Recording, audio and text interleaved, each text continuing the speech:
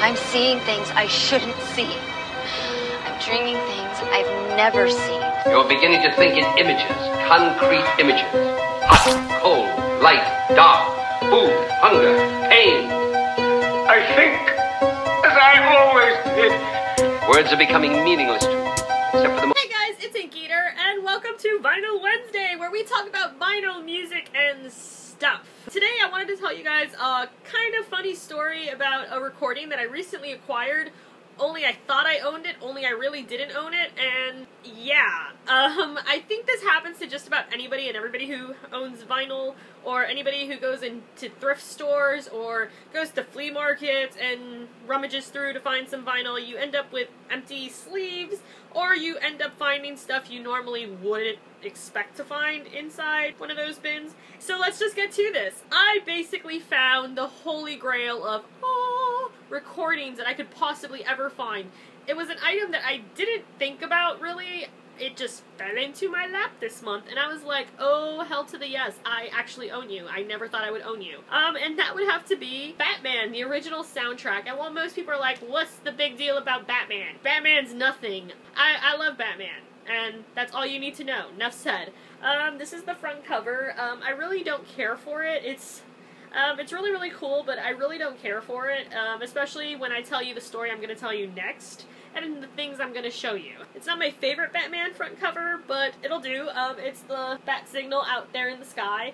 I just think it's awesome because it's Batman, and it's composed by Danny Elfman.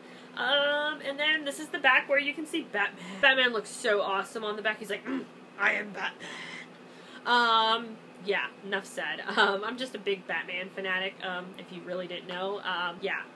Pretty much. Honor of talking about Batman, I am totally wearing Batman pants! I was gonna wear my Batman jacket, but I thought that would be overkill. Anyway, this is the back cover. The album is from 1989. For a soundtrack, it's pretty, I don't really care for it. It's not my favorite, Danny Elfman composed soundtrack. It kind of is, it's literally like one of those soundtracks that you could take like a train ride with, and you would forget half of it, and then towards the end you'd be like, oh, whoa, I'm listening to this, really? My favorite song off the whole album would have to be Attack of the Batwing. That's pretty much the only song that I can actually sit there and say that I absolutely love, but everything else is just kind of like, I could live without hearing this. It's not my favorite soundtrack, but I never imagined I would find this. So we're gonna sit this back here while I now show you what I thought was the original cover. So, rewind back to 2012.